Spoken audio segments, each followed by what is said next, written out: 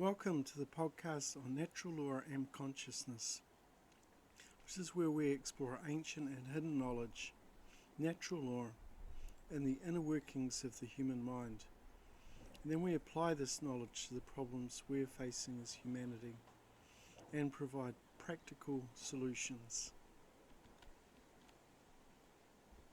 I wish to acknowledge Mark Passio in his podcast, What on Earth is Happening, for the valuable knowledge in this presentation.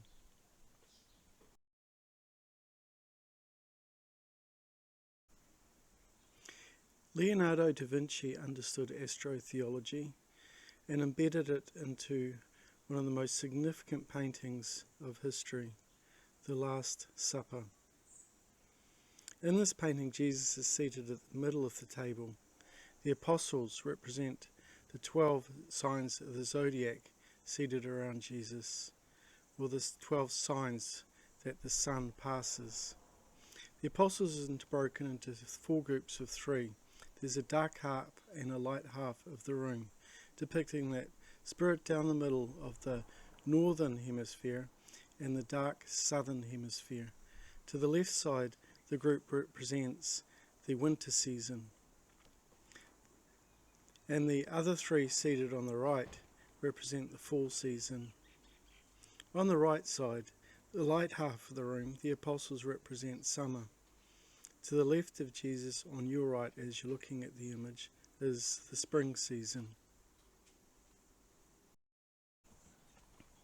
Now, Leonardo painted the real story of Jesus, because in Leonardo's time, the church would have killed people for talking about the story of Astro Theology embedded in the Christian tradition.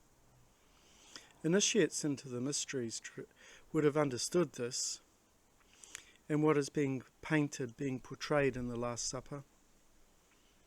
But if we look beyond it as a historical, we look at the astrological aspects. And there's a deeper story there. We can see that Jesus represents the Saviour, the light of the world, the way, the truth, and the light. But this is more than symbolic. It tells people that there is chaos, strife, suffering in this world. The apostles have a negative look. They look angry and they're arguing with one another, like they can't get along. And this is Jesus saying in this painting that the way is through me. And he understands that one of them will betray him.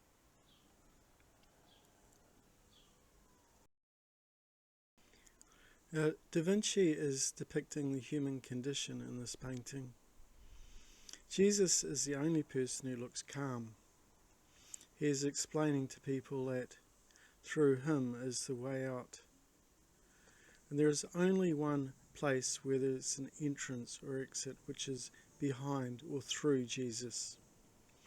It should be seen as an exit from the dune representing the earth, or at least from the current human condition, out into a world where suffering, quarrels, tension, strife are not going on. Da Vinci is saying that the way out is through Christ consciousness. Jesus is the way, the truth, and the life. Now, if you pay attention to these words and you live that way, then we will get out of this world of polarity. We're wandering at the moment through light and dark. There's an imbalance, and self-suffering and inflicted suffering is a condition of darkness. There are 3 modes of thought, and it's good to understand these in a religious context because our society is engaged in either left brain concentration or right brain meditation modes of thought. However, contemplation engages both hemispheres of the brain. Our society primarily engages in concentration, which is the left active, alert thought mode of consciousness. Now, concentration is active, alert thought, left brain thought. It is essential for right brain people You don't want to engage in the male-masculine consciousness to balance the consciousness with the left brain modality of thought.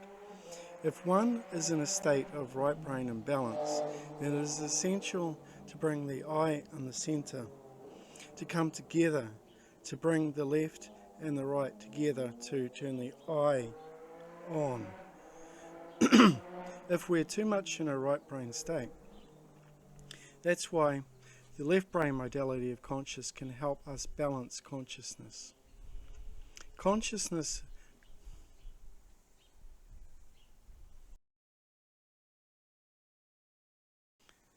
The word concentration in Latin means together, centre, ation, ation. At the end of the word concentration, meditation, contemplation. Ation is green language. At, I, on.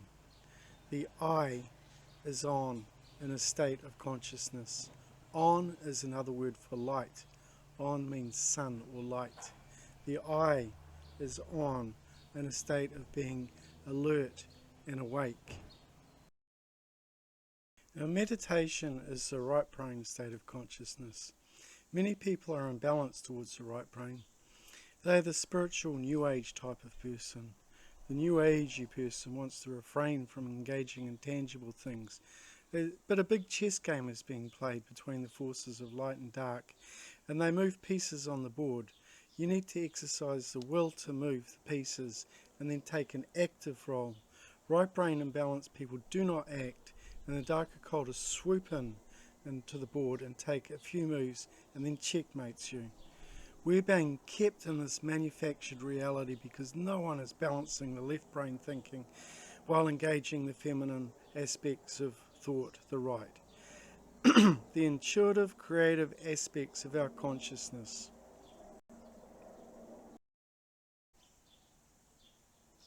Now, on the other hand, when we're too right-brained, it could be damaging and we can't get anything done.